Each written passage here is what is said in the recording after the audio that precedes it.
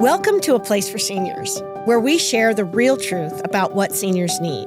This podcast features honest, heartfelt conversations, the ones we don't always have, but matter the most. Here, we share real stories and simple insights about aging with dignity, choice, and autonomy.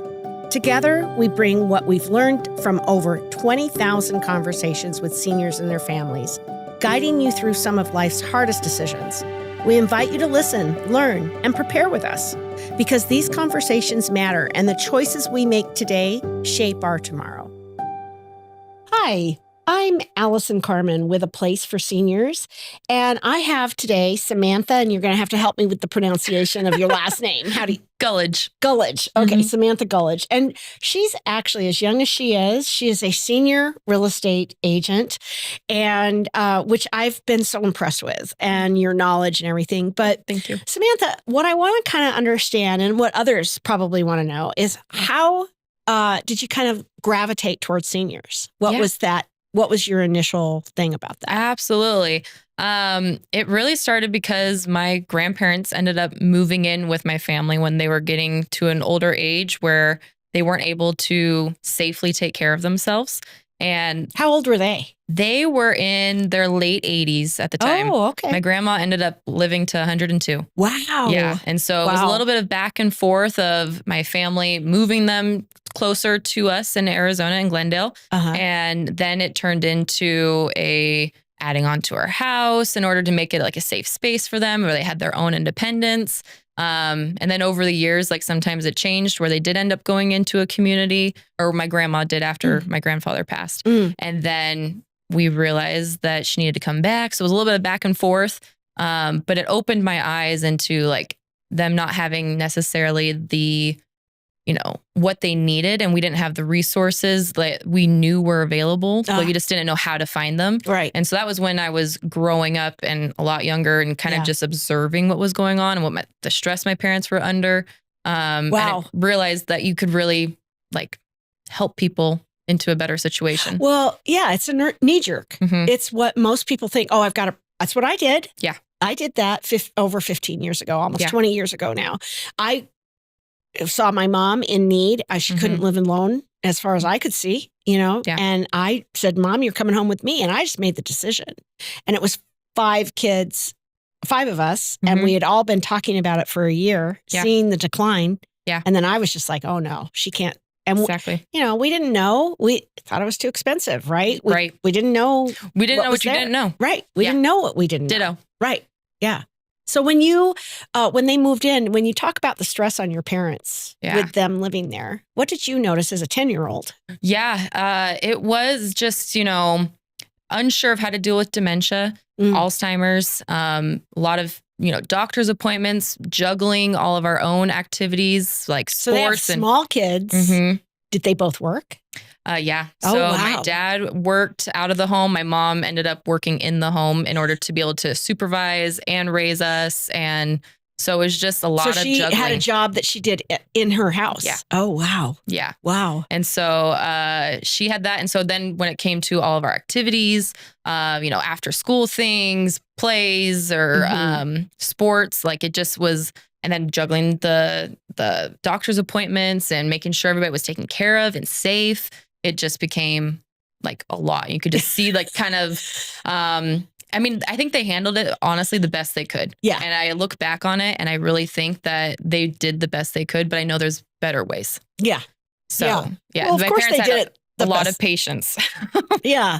And I think also, we don't come prepared as a caregiver. That's a very, very special skill. Yeah. And then if you're a daughter or you're a son, you've got a lot of dynamics that come into play that impede that caregiving. I mean, I know I have regrets about yelling at my mom. Sure. Because I didn't understand what was happening and I didn't understand why she couldn't do certain things like pack her suitcase. What was wrong with you? Yeah. What do you mean you can't do this? All right, I'll stop and do it, Right. Because she couldn't do it. Right. She had dementia. Yeah. She couldn't do sequence of events like that. No. She couldn't make her breakfast. She couldn't do those things. What's also funny is how they, I think they can still do certain things. Oh, yes. So like my grandmother at 91 years old is on a wobbly chair that's like one of her old dining room chairs, dusting the cat, like a bookcase. And my grandfather, who's 88, is, tapping and holding her steady with his walker. Oh my and gosh. you're like, and we see this and we're like, what is going on? And, race over and say, what are you doing? And, and of course, like it's probably handled a little abruptly and maybe not the best way, but we're just like, they think they can do all the same things. Right. And they want to be useful. They want, absolutely. Right. And I think that was like one of the hard things is like trying to find the balance of like what they can do and what they can't and how to gently, guide that situation. Yeah. And then your grandfather passed and your mom did move into a assisted living? My grandmother, yeah. Grandmother, yes. Sorry. No, that's okay. Yeah. Grandmother. I'm younger. Right. Yeah. So she ended up going into Utah where my uncle lived. And so that he could spend a little bit more time with her. And we saw like after a couple of years, it wasn't the greatest situation. And so can you kind of elaborate that? We don't have to say the name. So. It really like, her room wasn't being cleaned. It smelled of, urine. She was urine. Absolutely. And so we went and visited and we're like, how is she in this kind of state? Like she is a dignified woman. Yeah. And she shouldn't be like, she's unaware and that's not really fair to her. That's very true. And so we went in and we were just visiting. We're like, what is going on? And so we complained about it multiple times and the fees were like astronomical you're paying a lot of money. And so we went back like 2 weeks later for a wedding or something. And we said like, if it wasn't any different, she was just going to come home. And literally that weekend, we went back up and my mom packed her up and brought her back. Couldn't have her living like that. Yeah. Thinking that it was good to get her closer to the uncle, but that care is so important, right? Gosh, absolutely. It is so important. That is probably one of the most devastating things to see when you're paying a lot of money. Yeah. First of all. And then the staff. And that's what we always say is, we know the good, the bad, and the ugly. Yeah. So we know the teams. We know the teams that are good caregiving teams. Yeah. It's usually stems from a lack of leadership. Exactly. It's not really that the caregivers don't care in the community. In fact, many, many times those caregivers are the first line of defense for those people. And they care a lot. Their hands are tied. Either they're not there, it's understaffed, so they don't have the ability to be able to meet all the needs that they can, or the leadership isn't correct and they're afraid to do certain things or do things because they might get in trouble. Yeah. Or something like that. So when we find a community that has really good executive director leadership or a director of nursing person, we know those people are like gold to that whole team, right? And they keep that team running like it's a fine-tuned machine, right? And that's where we have our confidence, where we feel comfortable if we take them there, and then we're like, okay, I can lay my head down at night. I know she's going to be okay. Like I would be devastated, right? If I placed your grandmother. Yeah.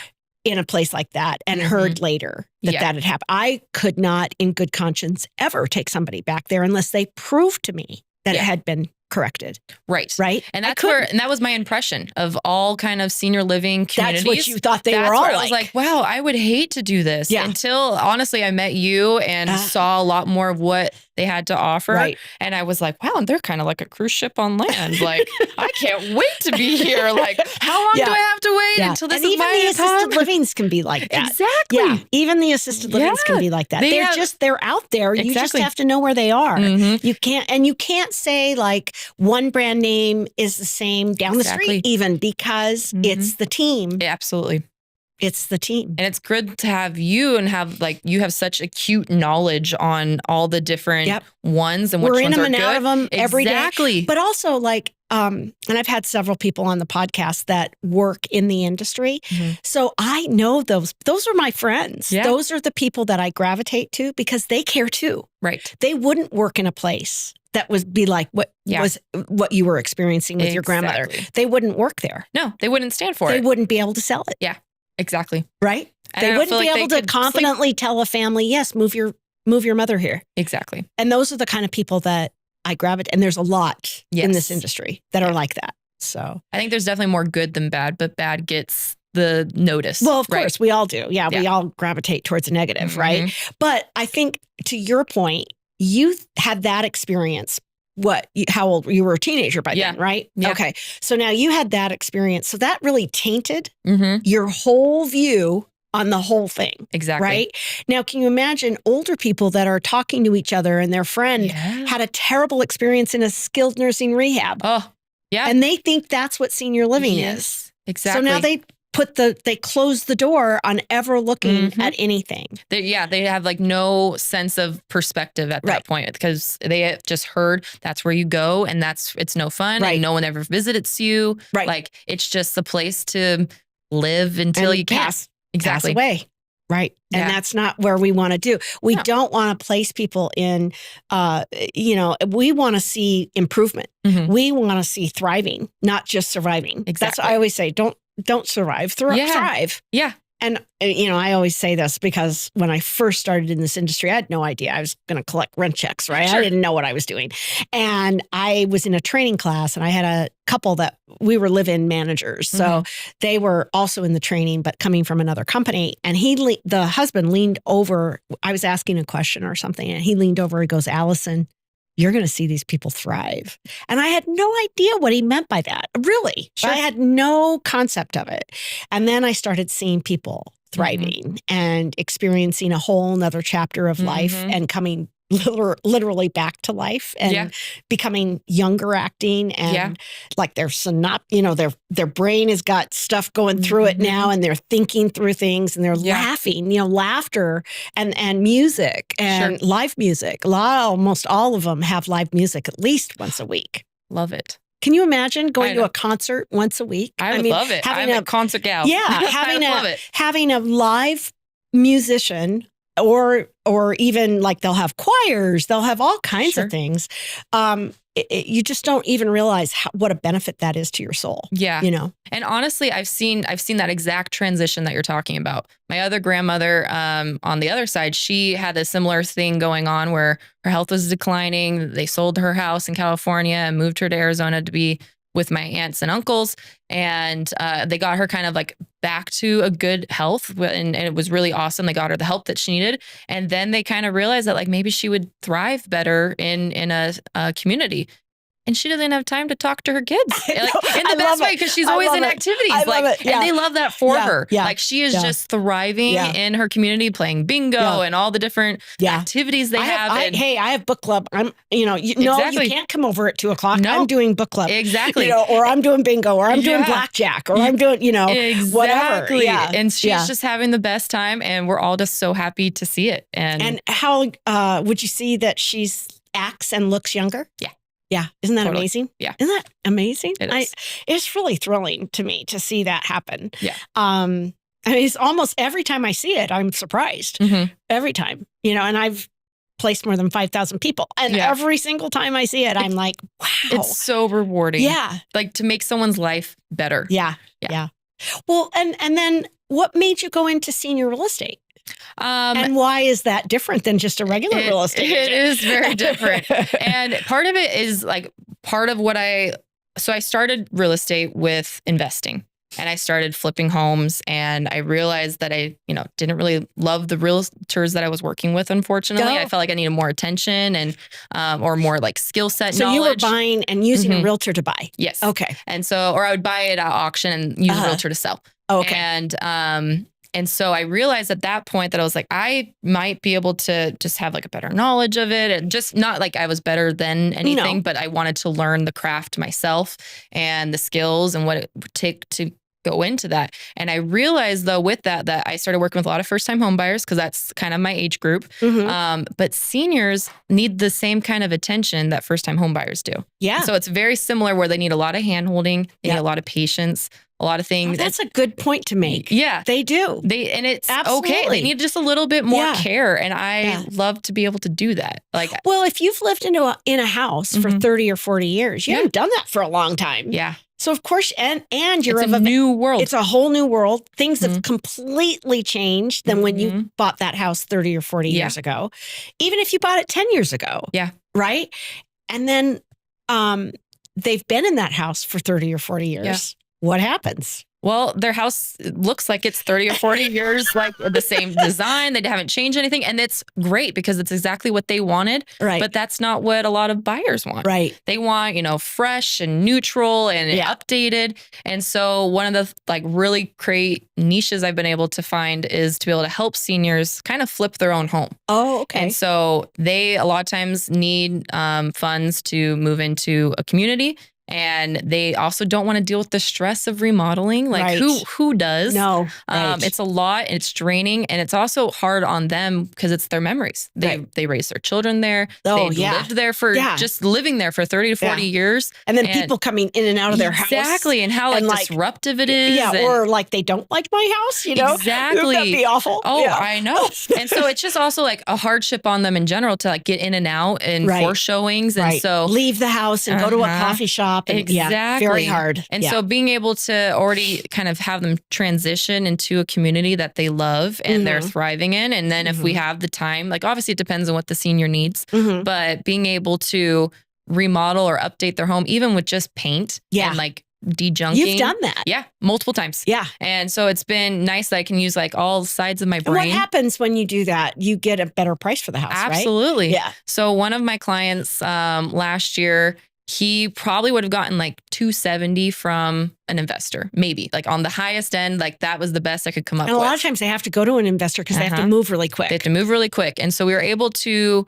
help him. Like he was already in a community and his house was just sitting vacant for months because he didn't know what to do with it. He had no one that could help him. It was like he kind of like left like eating lunch one day and just went to the community. Oh my gosh. Like food was out. Like it was really? Just, it was just kind of like it happened really fast with his wife. And unfortunately, and so they went into a community and they just like every once in a while went to pick up papers that they needed. And that was it. But it was a lot of stuff everywhere. And it was like, no buyer's going to be able to see past this. Yeah. And so it was really like investor or let's spend maybe $20,000 and clean up your house and update it with paint. Like they had the ceiling fans that had the plugins into the wall with the chain everywhere. And we were able to like resurface what about the kitchen. Carpet? Oh, it was everywhere. It wasn't shag carpet. No, okay. It wasn't that, but it was pretty much everywhere. It had like velvet wallpaper. Oh, wow. Yeah. So it was perfect for what they needed. They loved it. They loved it. Sure. And it was a great home. Sure. But it's just like when you want a fresh buyer to come in, they see, the problems. Like, like it's not just, if you can kind of simplify it for anybody. And that's where it really, I think, is great for anybody. If you can simplify it, then people are able to envision like, I just have to like, I can do an accent wall here. I don't have to like think about it if they get a clean slate. And I was thinking like, you do very similar to what we do, and we work together, by the way. And so one of the things that I always call it, I don't know if it's the right term or not, I always call it circling the wagons. Oh, there you go. Right? So what I try to say is we're one-stop shopping. So kind of we're at the top of the waterfall. So we're probably that person that moved them from their house and found them the community. Now their house is sitting there, right? So we have movers, packers, movers, unpackers that'll pack whatever they need to take that'll fit in their apartment because it's a smaller apartment.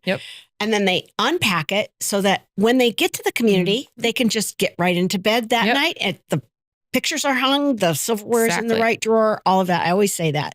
Then the other thing that you folks do is you walk in as their senior real estate agent that has, and I'm working with one of your colleagues, Jeffrey, right now. And we're hand-holding this lady who has a daughter, but she's not in state. Right. She's really at a point where she has to move, right? And we need to get her moved as soon as possible so we don't have a catastrophe. Sure. And now we're in constraints with financials. And if we have to go through to a higher level of financial or a higher level of care, we're out of her budget. Right. So we want to get her moved so that she can start getting healthy again right away and afford it. Right. Right. So, but in that, we're all working together. Myself, the actual advisor who's who took her to places, and she continues to work with her. Jeffrey's working with her. A VA aid and attendant specialist is working with her. A mover, packer, unpacker is working with her. So all of that just to kind of make it so that we're circling the wagons and we're helping her do it. It makes such a big difference for people. It's really like a full concierge service. It is like concierge service. And that's what like we pride ourselves in. And I think it's been such a great match because we're able to help each other, especially if we all know how like sometimes someone's unavailable, right? And then there's someone else that can fill in. And even when it comes to like packers and movers and, you know, being able to share resources and be able to make it as smooth and simple for that senior as possible. Right. I think so too. And then one of the things that you have specifically to your company is an ability to provide like a part, they can qualify for part of an equity or something like that? So they're able to get like a short-term loan up to $50,000 through like an affiliate with our brokerage. Okay. And it depends on how much equity you have in your credit score. And it's a soft pull. So it doesn't affect even if someone was trying to buy a house, it wouldn't affect them affording a new house. Okay. But so it's dependent on that and like the purchase price of what we think it's going to be listed at. Right. And it's able to help them move into a community. They can use it for rent or deposit for that community, but it also lets them hire movers and painters and their own vendors. So carpet people. And it's basically a debit card that has, you know, a budget on it and they can just use swipe and be able to pay it all at closing. So we then coordinate then it just pays off. Because you already know if the proceeds will pay it off. Exactly. Right. Yeah. Wow, that's really cool. Yeah. So my client that I was talking about earlier, he actually utilized that program. Oh, okay. So he borrowed because all of his money, like he has his house paid off. All his money was in his house. Yeah, it was all in the house. And so he spent $20,000 with the concierge money and was able to sell his house at $385,000. Oh my gosh. So he was able to what was the original amount? We were thinking it was going to go for like $270,000, $280,000. And almost $100,000 more. Yeah. Oh, it was $100,000 more. Yeah.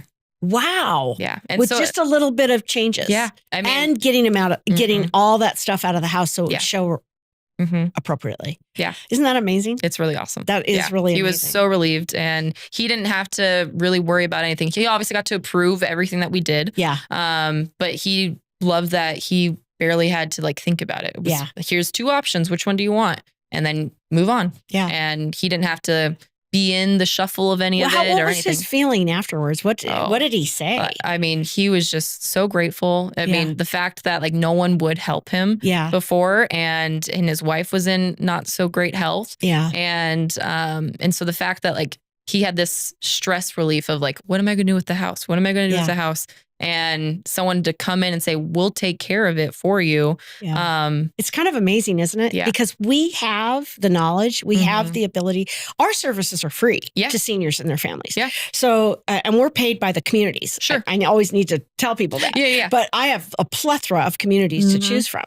But one of the things that I always am amazed at is that it's secondhand, it's second nature to me. What the knowledge is. Yeah. But this is their first time. They don't have any idea. Exactly. They don't have any idea. And if you get a trusted person to guide you through it, it makes all the difference. It truly does. I mean, we all know our own jargon, right? Because we're in it every single day. Right. And so it's just an overwhelming task in general. When you're buying or selling or anything, it's just like, it's your biggest financial... Finding a community. Exactly. It's your lifestyle, right? And so it's super scary. It's so intimidating and scary and a lot of unknowns. I bet we're called an angel or a gift from God almost every day. Yeah. Yeah. Just because we're doing our job right. Exactly. Yeah. And you're like, who have you been talking to? How did you know to do, exactly. I've literally had ladies put their hands on my face and just say, thank you so much. Yeah. So, well, Samantha, thank you so much for joining me today. Absolutely. See how fast it went? Yeah, absolutely. That was speedy. Yeah. Well, thanks for coming. You're welcome. And I really, really am so happy that you're here and we'll have more of these. Yeah. Okay. Absolutely. Thank you.